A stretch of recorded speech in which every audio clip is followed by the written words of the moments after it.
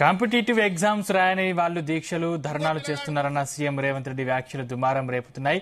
పరీక్షల వాయిదా, ఉద్యోగాల పెంపు కోసం గాంధీ హాస్పిటల్లో దీక్ష చేసిన మోతిలాల్ నాయక్ ఏ పరీక్ష రాయడం లేదని రేవంత్ అన్నారు. ప్రతిపక్ష పార్టీ నాయకుడి కోరిక మేరకే మోతిలాల్ దీక్ష చేశాడని అన్నారు. అయితే తాను ఎగ్జామ్స్ రాస్తున్నానని, తాను అభ్యర్థినేనని మోతిలాల్ తన డాక్యుమెంట్లు, హాల్ టికెట్లను సాక్ష్యాలుగా చూపిస్తున్నారు. ఇంకో పిల్లగాడు కూర్చున్నాడు గాంధీ హాస్పిటల్లో చేరాడు. అరే పాపం నాకు తెలిసినోడు ఆ పిల్లగానికి ఏమన్నా కానీ ఏం పరీక్ష రాస్తున్న అవసరం అయితే స్పెషల్ కోచింగ్ అని ఇప్పిద్దాం అంటే ఆయన ఏం పరీక్ష రాస్తున్నాడు సార్, ఆయనకు లీడర్ చెప్పినట్టు నువ్వు చేస్తే బాగా పేరు వస్తుంది, నీకు నేను చూసుకుంటా పో అని. నిన్న మన ముగ్గురు దీక్ష చేస్తే ముగ్గురు గురించి వివరాలు తెప్పించినాను. ఆ ముగ్గురులో ఏ ఒక్కడు కూడా ఏ పరీక్ష రాస్తలేడు. ఏ పరీక్షలు రాయనోడు, ఏ ఉద్యోగానికి పోటీ పడనోడు నిర్వహిస్తున్న పరీక్షల్ని వాయిదాలు వేయండి అని చెప్పి దీక్షలు చేస్తారు. ఇది ఒక విచిత్రమైన పరిస్థితి. ఇంకో పిల్లగాడు కూర్చున్నాడు గాంధీ హాస్పిటల్లో చేరాడు. అరే పాపం నాకు తెలిసినోడు ఆ పిల్లగానికి ఏమన్నా కానీ ఏం పరీక్ష రాస్తున్న అవసరం అయితే స్పెషల్ కోచింగ్ అని ఇప్పిద్దాం అంటే ఆయన ఏం పరీక్ష రాస్తున్నాడు సార్, ఆయనకు లీడర్ చెప్పినట్టు నువ్వు చేస్తే బాగా పేరు వస్తుంది, నీకు నేను చూసుకుంటా పో అని. నిన్న మన ముగ్గురు దీక్ష చేస్తే ముగ్గురు గురించి వివరాలు తెప్పించినాను. ఆ ముగ్గురులో ఏ ఒక్కడు కూడా ఏ పరీక్ష రాస్తలేడు. ఏ పరీక్షలు రాయనోడు, ఏ ఉద్యోగానికి పోటీ పడనోడు నిర్వహిస్తున్న పరీక్షల్ని వాయిదాలు వేయండి అని చెప్పి దీక్షలు చేస్తారు. ఇది ఒక విచిత్రమైన పరిస్థితి. రైట్, ఇక ఇదే అంశానికి సంబంధించి మనతో పాటు మాట్లాడడానికి భరత్ ఉన్నారు. భరత్ గారు నమస్కారం అండి. భరత్ గారు,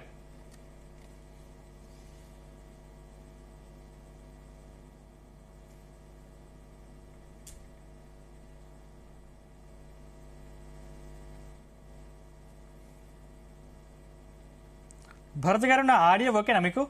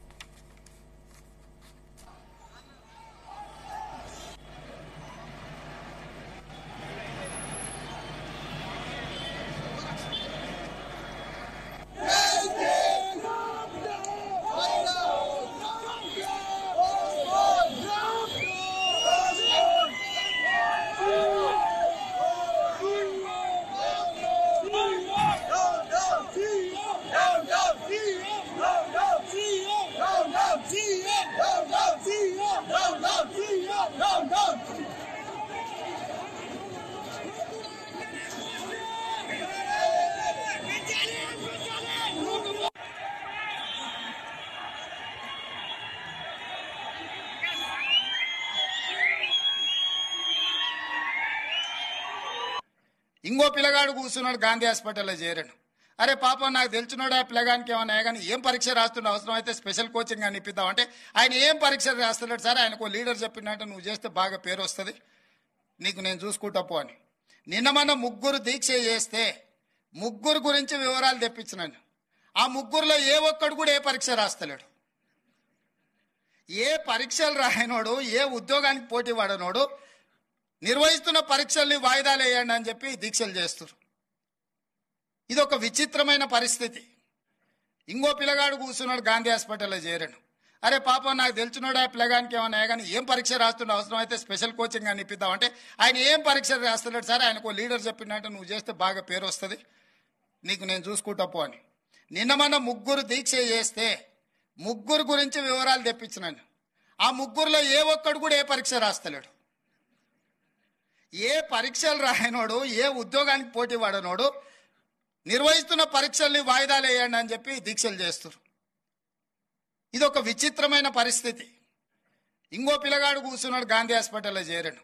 అరే పాపం నాకు తెలిసినోడు ఆ పిల్లగానికి ఏమన్నా కానీ ఏం పరీక్ష రాస్తున్న అవసరం అయితే స్పెషల్ కోచింగ్ అని ఇప్పిద్దాం అంటే ఆయన ఏం పరీక్ష రాస్తున్నాడు సార్, ఆయనకు లీడర్ చెప్పినట్టు నువ్వు చేస్తే బాగా పేరు వస్తుంది, నీకు నేను చూసుకుంటా పో అని.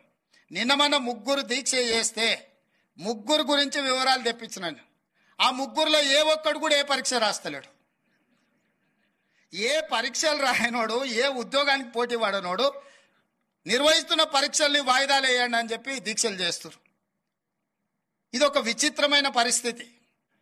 ఇంకో పిల్లగాడు కూర్చున్నాడు గాంధీ హాస్పిటల్లో చేరాడు.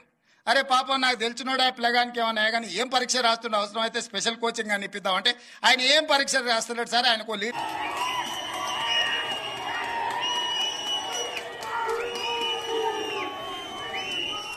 రైట్, ఇదే అంశానికి సంబంధించి మనతో మాట్లాడడానికి నిరుద్యోగి శేఖర్ ఉన్నారు. శేఖర్ అడిగి మరిన్ని వివరాలు తెలుసుకుందాం. శేఖర్ నమస్కారం అండి. నమస్కారం అండి. అంటే మీరు రోడ్డెక్కిన పరిస్థితి కనిపిస్తుంది, ఎందుకు గ్రూప్ 2 గ్రూప్ 3 వాయిదా వేయాలని కోరుతున్నారు? సార్ ఎగ్జామ్ మధ్యలో మాకు టైమింగే లేదు సార్. హలో చెప్పండి. ఎగ్జామ్ మధ్యలో మాకు టైమింగే లేదు సార్.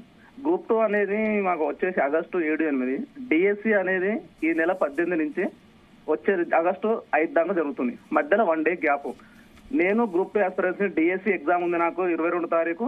నాకు గ్రూప్ 1 క్వాలిఫై సార్. నేను కూడా గ్రూప్ 1 రాసుకోవాలి. అయితే మాకు గ్రూప్ 2 గ్రూప్ 3 సిలబస్ అనేది సేమ్.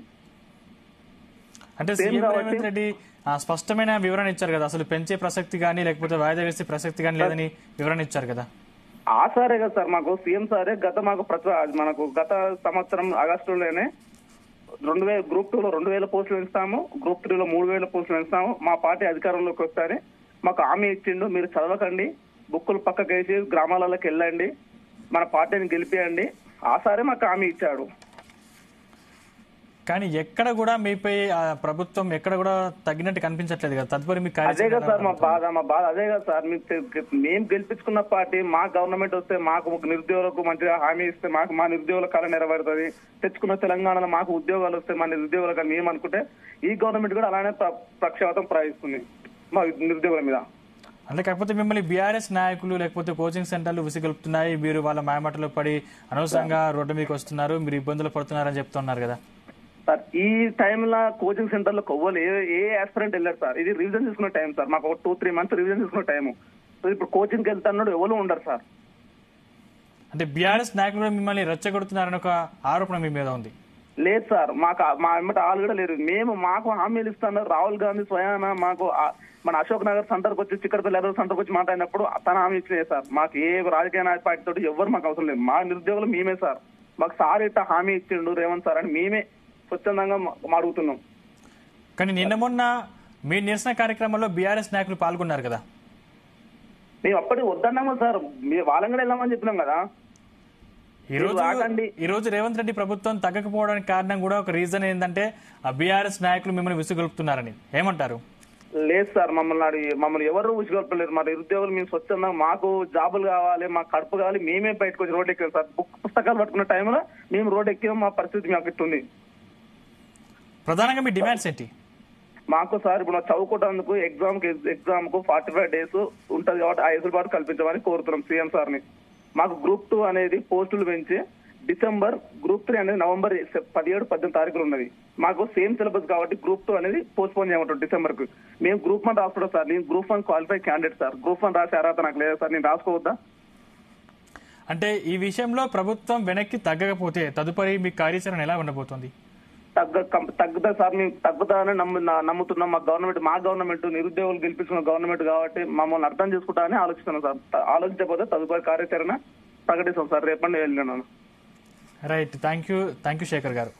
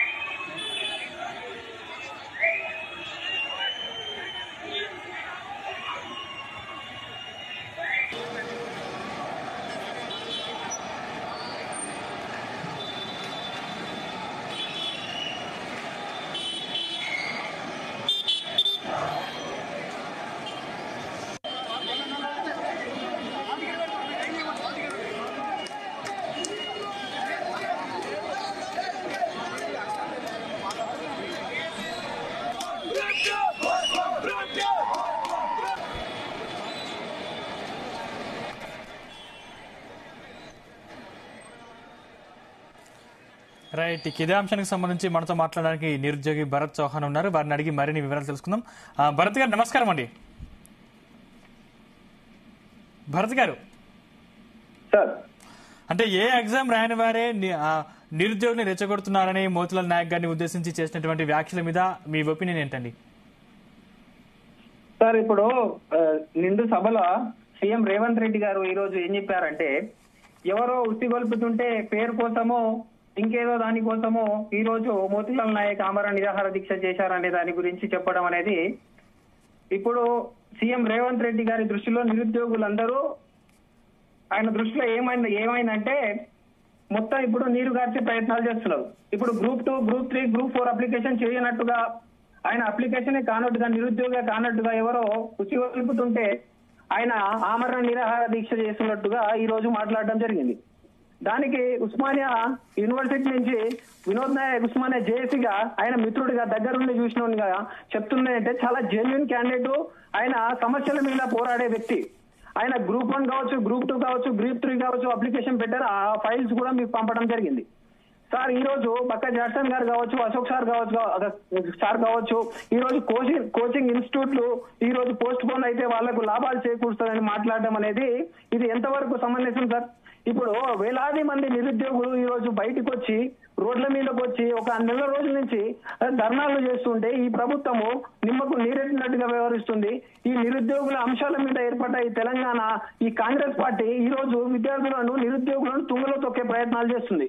ఇప్పుడు ఒళ్ళు గాలి ఇప్పుడు అందరూ బయటకు వస్తున్నారు సార్. అశోక్ నగర్ లో చూసుకుండొచ్చు ఈ రోజు ఆడ భారీ ఎత్తున రోడ్ల మీదకి రావడం అవసరమా సార్?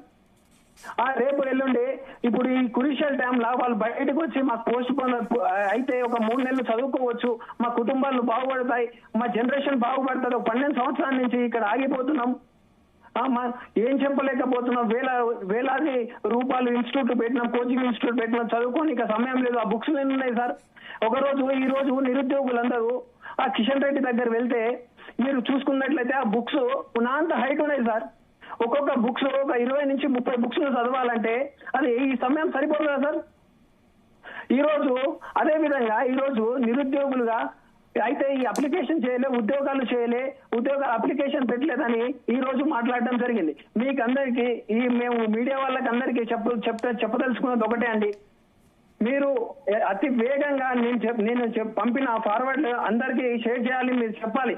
ఇలాంటి ఇంటెలిజెన్స్ వాళ్ళ పక్కనే ఉంటది కదా, వాళ్ళ పిఏలు ఉంటారు, వాళ్ళ ఆర్గనైజేషన్స్ వాళ్ళు ఉంటారు, అన్ని సంబంధించిన వాళ్ళు ఉంటారు. వాళ్ళ ఇన్ఫర్మేషన్ తీసుకోవడంలో ఈ రోజు ప్రభుత్వము నీరు గారుస్తుంది, విద్యార్థులను ఈ రోజు దొడ్డిదారి పడిస్తుంది. నిరుద్యోగులందరూ ఇలానే ఉండాలి, మాకు చిత్తశుద్ధి లేదు నిరుద్యోగుల మీద అనే మాట కూడా రేవంత్ రెడ్డి మాటల ద్వారా ఈ రోజు అర్థమవుతుంది. కరాఖండిగా చెప్తున్నాం, ఇలానే ఈ ప్రభుత్వం ఇలానే ఉంటే మరి భారీ ఎత్తున కూడా నిరుద్యోగులు రోడ్ల మీద రావాల్సి వస్తుంది. ఎగ్జామ్ ను కూడా బైకాట్ చేయాల్సిన పరిస్థితి కూడా వస్తుందని కూడా ఈ సందర్భంగా తెలియజేసుకుంటున్నాం. నిరుద్యోగులు ఈ రోజు వేలాది మంది రోడ్ల మీద వస్తుంటే కళ్ళు కనిపిస్తలేవా అని అడుగుతున్నా.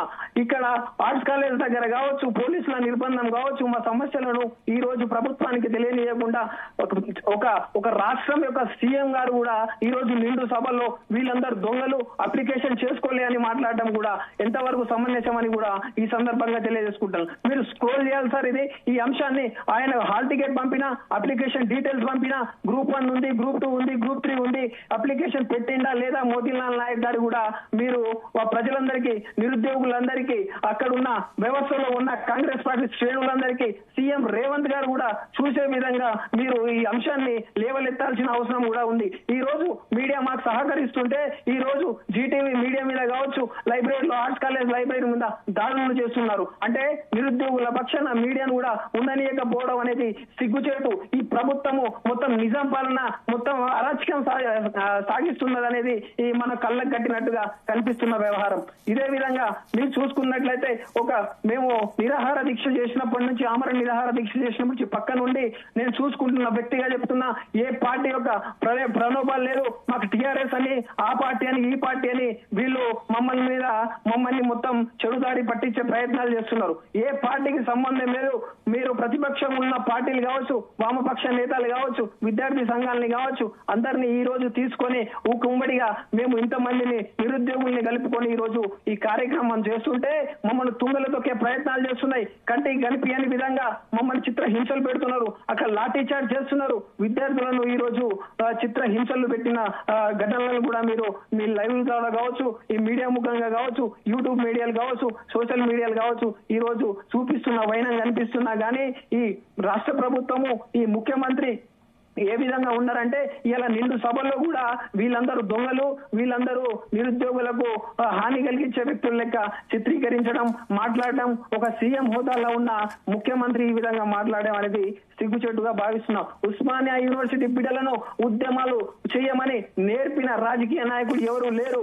వారు స్వతహాగా మాకు ఈ నేల, ఈ ఉద్యమ గడ్డ నేర్పింది ఏంటంటే మాకు నిరుద్యోగుల పక్షాన ఎక్కడ సమస్యలు ఉంటే ఆ సమస్యల కోసం ప్రాణాలు అర్పించడానికైనా మేము సిద్ధంగా ఉంటామని కూడా ఈ సందర్భంగా చేస్తున్నాం. ఖబర్దార్ రేవంత్ రెడ్డి, ఈ రోజు డిఎస్సి పోస్ట్ పోన్ కాకుండా హాల్ టికెట్ మీ అహంకారంతో హాల్ టికెట్ ని రిలీజ్ చేసినావు. అదే విధంగా గ్రూప్ 2 వాయిదా వేయమంటే గ్రూప్ 2 వాయిదా వేయమంటే పోస్టులు పెంచమంటే నిరంకుశంగా అహంకారంగా అహంకారపూరిత మాటలను ఈ రోజు మీడియా సాక్షిగా మాట్లాడినావు. అంటే నీకు నిరుద్యోగుల పునాదుల మీద ఏర్పడ్డ ఈ కాంగ్రెస్ పార్టీ ఈ రోజు ఏ విధమైన మాటలు చెప్తుందో కూడా అర్థం చేసుకోవాల్సిన పరిస్థితి నిరుద్యోగులు మీరు అర్థం చేసుకోవాలి.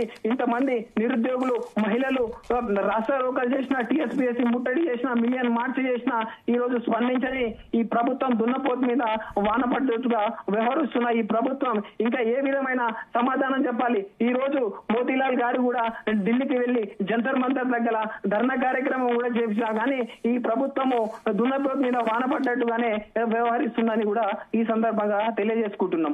భరత్ గారు, అంటే కానీ నిరాహార దీక్ష చేస్తున్నారు భరత్ గారు, వినోద్ అండి, రైట్ వినోద్ గారు, అంటే నిరాహార దీక్ష చేస్తున్నటువంటి ఈ ముగ్గురు కూడా ఏ ఎగ్జామ్ ని రాయట్లేదు, కేవలం మిమ్మల్ని రెచ్చగొట్టడానికి ఆ ప్రతిపక్షం చేస్తున్నటువంటి కుట్ర అని సీఎం రేవంత్ రెడ్డి ఆరోపిస్తున్నారు. కానీ మనం చూస్తున్నాం జీ తెలుగు న్యూస్ స్క్రీన్ మీద స్పష్టంగా కనిపిస్తుంది వాళ్ళ హాల్ టికెట్లకు సంబంధించి సీఎం రేవంత్ రెడ్డి చేసిన ఈ వ్యాఖ్యల మీద మీ కౌంటర్ ఏంటండి?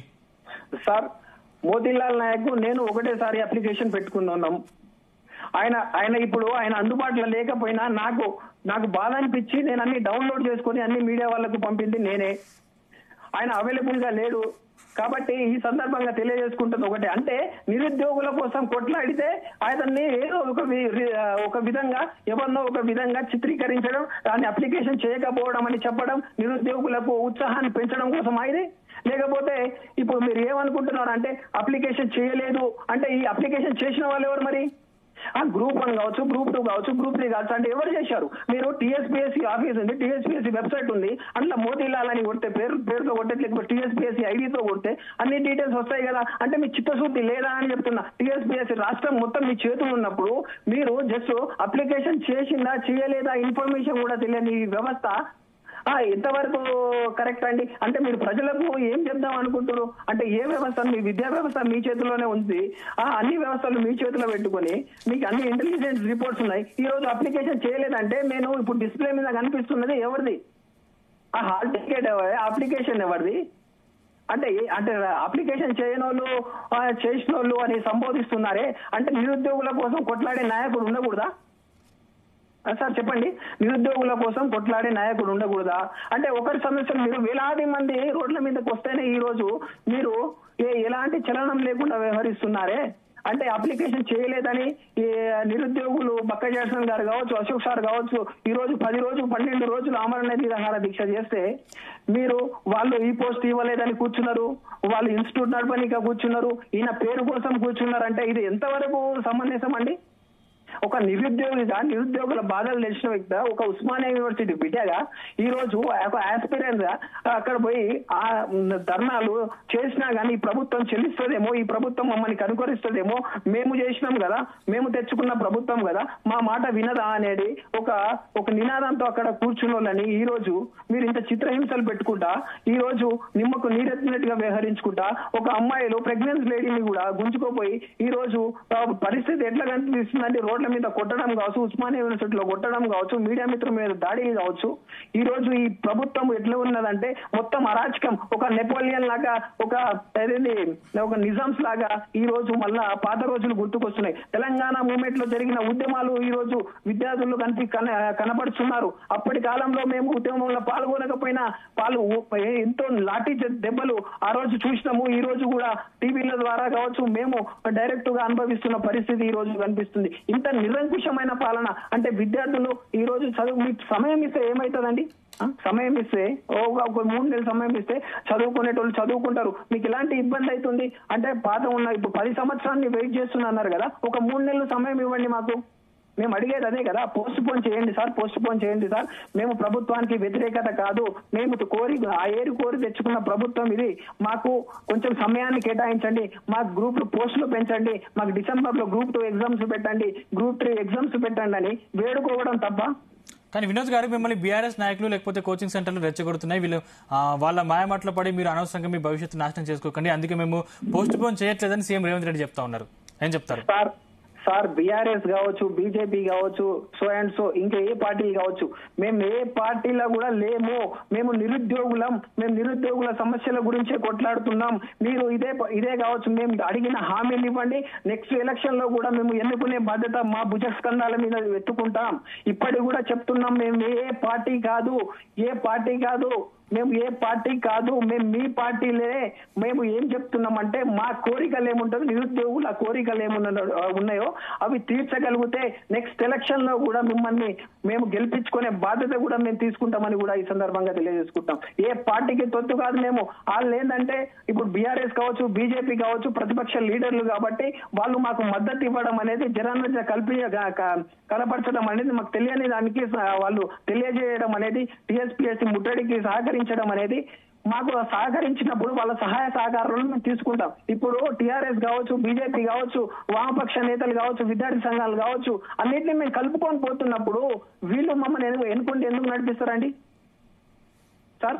అంటే మిమ్మల్ని సీఎం రేవంత్ రెడ్డి మీకు స్పష్టమైన వివరణ ఇచ్చారు కదా, అసలు పెంచే ప్రసక్తి కానీ లేకపోతే వాయిదా వేసే ప్రసక్తి కానీ లేదని చెప్పారు కదా. అహంకారంతో కూడిన మాటలు సార్ అవి.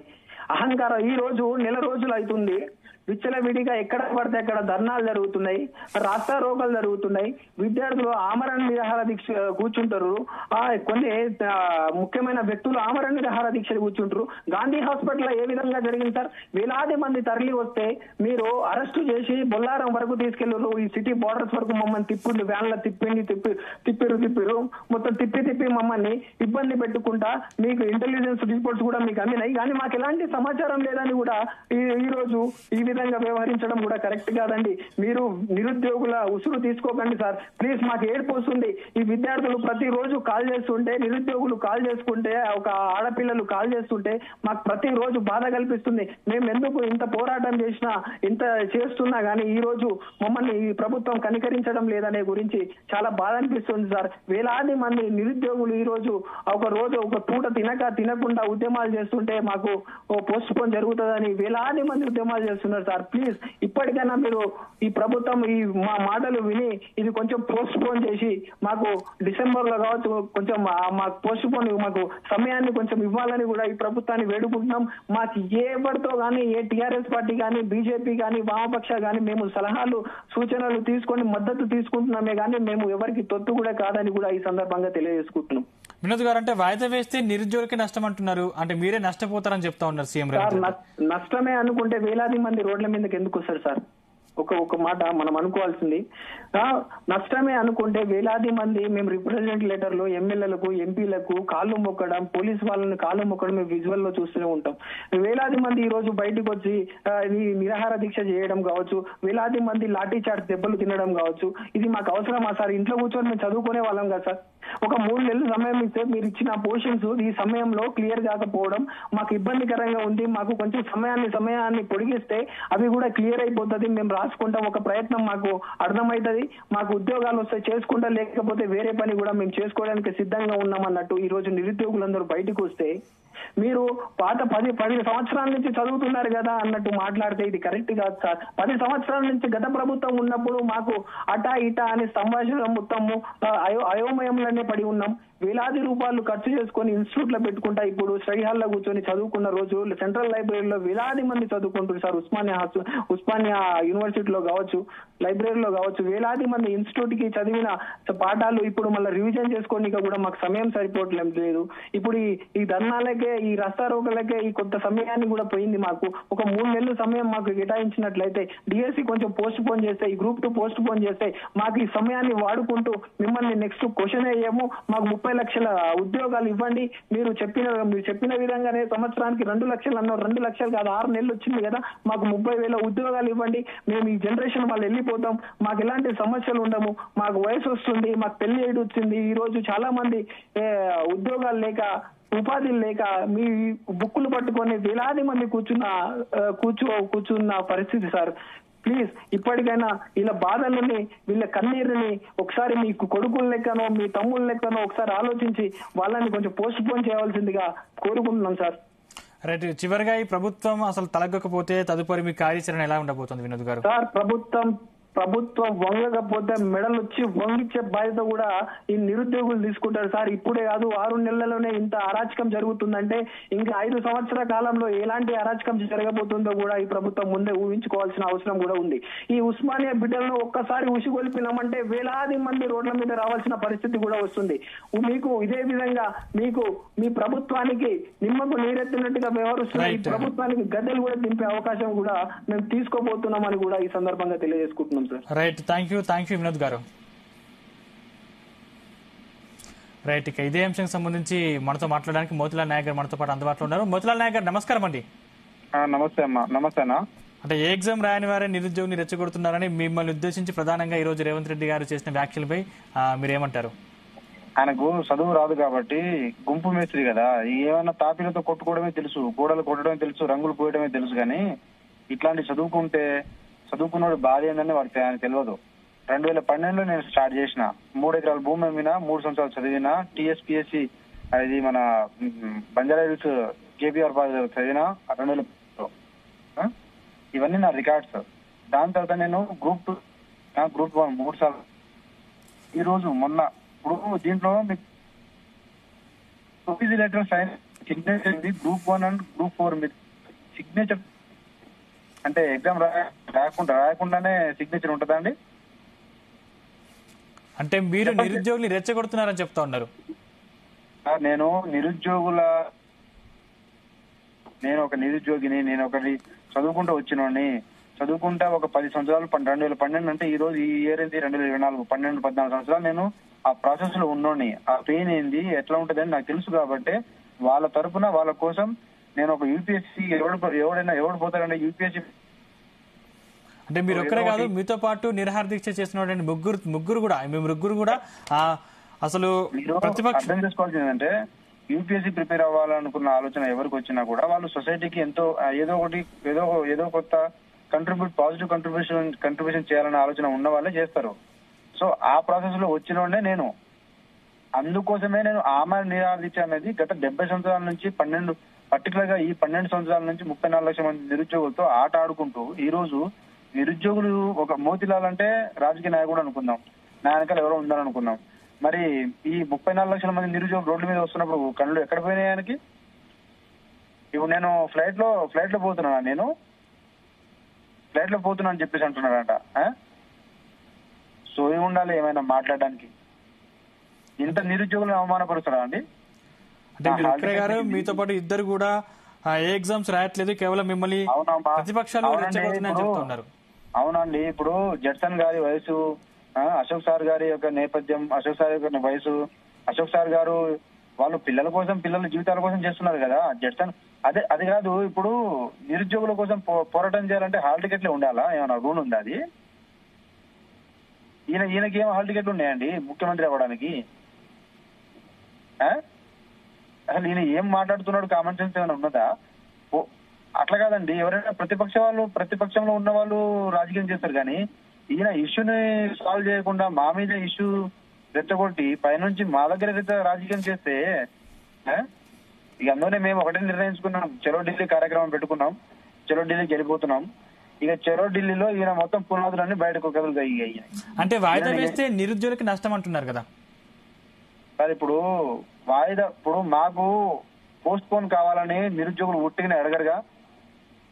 నిరుద్యోగులకు ఏం న్యాయమో ఏం అన్యాయమో ఏం నష్టమో ఏం లాభమో నిరుద్యోగుల కంటే చదివేటోడి కంటే ఈయనకి ఎక్కువ తెలుసా? ఇదేం లాజిక్ అండి? ఇప్పుడు డిఎస్సి పోస్ట్ పోన్ కావాలంటున్నారు, వాళ్ళకి ఏంది మొన్ననే ఎగ్జామ్ రాసినారు, 20 రోజులు టైం సరిపోదు, మినిమం 45 రోజులైనా ఉండాలి, సిలబస్ ఎక్కువ ఉంది అనేది వాళ్ళ ఆలోచన విధానం. అది కరెక్ట్ కాదంటారా? సరే డిఎస్సి మెగా డిఎస్సి నీవు మళ్ళీ సరే ఇంకో నోటిఫికేషన్ ఇంకో కొన్ని పోస్టులు వేస్తా అంటే అది పక్కన పెట్టు. డిఎస్సి పోస్ట్ పోన్ చేయడానికి కూడా నీకు మైండ్ పని చేయకపోతే రైట్. నువ్వు గ్రూప్ 2 గ్రూప్ 3 పోస్టులు 12 సంవత్సరాల నుంచి గ్రూప్ 2 గ్రూప్ 3 వాళ్ళు చదువుతున్నారు. సగం మంది 34 లక్షల మందిలో 25 లక్షల మంది గ్రూప్ 2 వాళ్ళకి ప్రిపేర్ అయ్యే వాళ్ళు ఉన్నారు. అది తెలుసా ఆయనకి? సోయి ఉంది ఆయనకి? మరి అట్లా ఉన్నప్పుడు పెంచకపోతే పోస్టు పెంచకుండా ఎగ్జామ్ పెడితే ఏం లాభం జరుగుతుంది? ఎవరు ఎంతమంది న్యాయం చేస్తారు? ఈవెన్ ఆ గ్రూప్ 2 పోస్టుల్లో కూడా సగం పోస్టులు నీకు చార్మినార్ జోన్ లోనే ఉన్నాయి. వాళ్ళకి ఎవరు న్యాయం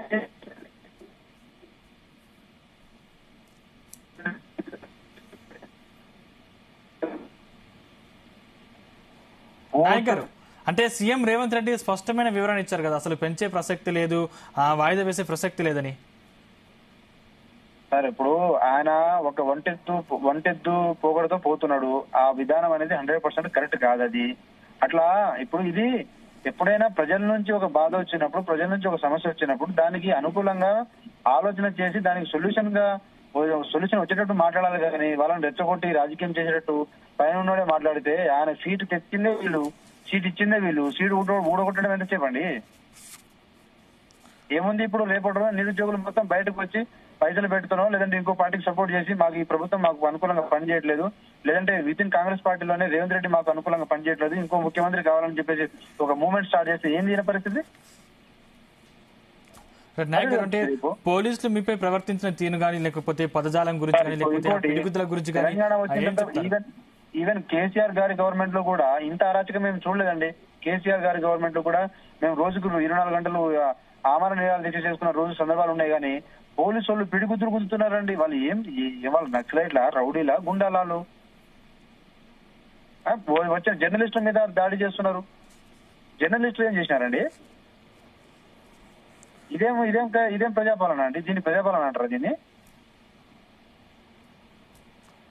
మోతిలాల్ గారు, మీకు సంబంధించిన హాల్ టికెట్ కూడా మా జీ తెలుగు న్యూస్ లో స్క్రీన్ పై మేము వేస్తున్నామంటే అది కూడా ప్రజలకి హాల్ టికెట్ ఒకటి కాదు, నాకు గ్రూప్ 1, 2, 3, 4 దాంట్లో 2 ఎగ్జామ్స్ రాయలేదు, దానికి అప్లికేషన్ నెంబర్ ఉన్నాయి. గ్రూప్ 1 కి గ్రూప్ 4 కి సంబంధించినటువంటి హాల్ టికెట్ రాసినటువంటి ప్రూఫ్ తో ఏది మనకు ఇన్విజిలేటర్ సిగ్నేచర్ తో సహా ఉన్నది. అంతకు స్పష్టంగా మా జీ తెలుగు న్యూస్ స్క్రీన్ మీద మీ హాల్ టికెట్ సంబంధించిన వివరాలు స్పష్టంగా కనిపిస్తున్నాయండి. ఇప్పుడు ఇంకా నయం, ఇంకా గ్రూప్ 1 లో క్వాలిఫై అయి ఉంటే ఈయనకు నిజంగానే జాబ్ ఇచ్చేవాళ్ళు అనేటోళ్ళేమో. ఇంకా బయట ప్రచారం చేసినారుగా గ్రూప్ 1 జాబ్ ₹1 ఇంకా నేను అట్లా కాదండి. ఈసారి ఇంకా దారుణం ఏంటంటే ఇంత ముందు 2 సార్లు పాస్ అయిన వాళ్ళు గ్రూప్ 1 లో ఈసారి ఫెయిల్ అయినారు. చివరిగా ఈ ప్రభుత్వం మీ మీద తగ్గకపోతే మీ తదుపరి కార్యాచరణ ఎలా ఉండబోతోంది? ప్రభుత్వాన్ని మేము తగ్గిస్తాం. మాది న్యాయబద్ధమైన పోరాటం. మేము ఎప్పుడు కూడా అలసట లేని పోరాటం అనేది ఎప్పుడు కూడా న్యాయం సైడే ఉంటది. రేపు ఇప్పుడు మా మిత్రులందరూ కూడా వాళ్ళందరూ ఢిల్లీ రావాలనే ప్లాన్. చలో ఢిల్లీ, మా అశోక్ నగర్ చిక్కడపల్లి లైబ్రరీ నుంచి అశోక్ నగర్ నుంచి మా మిత్రులు అందరూ కలిసి వాళ్ళు చలో ఢిల్లీ అనే కార్యక్రమం పెట్టినారు. వాళ్ళకి మేము సంపూర్ణమైన మద్దతు ఇవ్వడానికే అది చేద్ది. వాళ్ళకు సంపూర్ణంగా నిలబడి అండగా నిలబడి వాళ్ళకు మద్దతు తెలిపి వాళ్ళ యొక్క మూవ్మెంట్ ని, వాళ్ళ యొక్క హక్కులను ఇంకా ముందుకు తీసుకుపోవడం కోసమే నేను ముందలే ఢిల్లీ రావడం జరిగింది. ఇంకో విషయం ఏంటంటే ఇంతకుముందు డిఎస్సి వాళ్ళు కూడా నన్ను మద్దతు అడిగినప్పుడు నేను వాళ్ళకు మద్దతు ఇవ్వడం జరిగింది. ఖచ్చితంగా డిఎస్సికి అయినా, ఇటు గ్రూప్ 2 గ్రూప్ 3కి అయినా, లేదంటే గ్రూప్ 1 ఇక అన్ని మాకు ఆ ఉద్యోగం ఈ ఉద్యోగం కాదు, అందరికీ మేము అందరం ఒకటే కుటుంబం, ఒకటే న్యాయం, ఒకటే ధర్మంగా మేము పోతున్నాం. మమ్మల్ని అందరినీ విడదీయడానికి ఇంతవరకు ప్రయత్నం చేసినారు. అది ఇక మీద జరగదు. మా తెలంగాణలో ఉన్న నిరుద్యోగ మిత్రులకి, గ్రూప్ 2 గ్రూప్ 3 మిత్రులకి ముఖ్యంగా మీరు ఎవరు కూడా నేనేదో మీకు తెలియకుండా ఇంకోటి చేస్తున్నాను కాదు. మీరు చేస్తున్న ప్రయత్నానికి నన్ను మద్దతు ఇవ్వడానికి ఉన్న తప్పితే మేము ఖచ్చితంగా మీ ఎంట ఉంటాం, మీ ముందు ఉంటాం. ఖచ్చితంగా మనం చేసే పోరాటంలో గెలవాలి, మనం గెలిచి తీసుకొని రావాలి. ఢిల్లీలో మనం కొడితే దెబ్బ వీళ్ళకు గల్లీలో కూడా పనికి రాకుండా అయిపోవాలి. అలాంటి సందేశాన్ని ఇచ్చే పోరాటం అనేది మనం చేద్దాం. రాహుల్ గాంధీ యొక్క దృష్టికి పోవాలి. రాహుల్ గాంధీ ఈ యొక్క ముఖ్యమంత్రిని మార్చి ఇంకో ముఖ్యమంత్రిని పెట్టి ఆ ముఖ్యమంత్రి మాకు ముఖ్యమంత్రి మారాలనే ఉద్దేశం కూడా లేదు మాకు.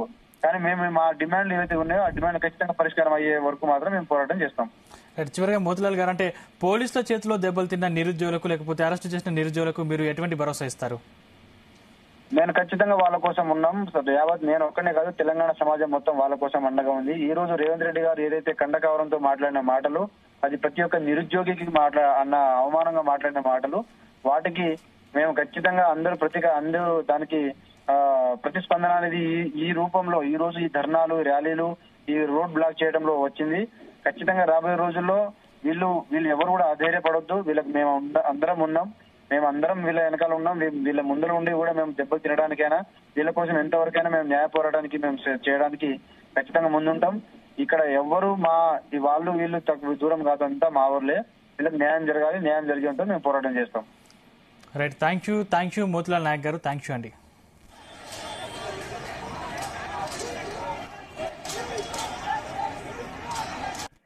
ఇంకో పిల్లగాడు కూర్చున్నాడు గాంధీ హాస్పిటల్లో చేరాడు. అరే పాపం నాకు తెలిసినోడు ఆ పిల్లగానికి ఏమన్నా కానీ ఏం పరీక్ష రాస్తుండే, అవసరం అయితే స్పెషల్ కోచింగ్ అని ఇప్పిద్దాం అంటే ఆయన ఏం పరీక్ష రాస్తున్నాడు సార్, ఆయనకు లీడర్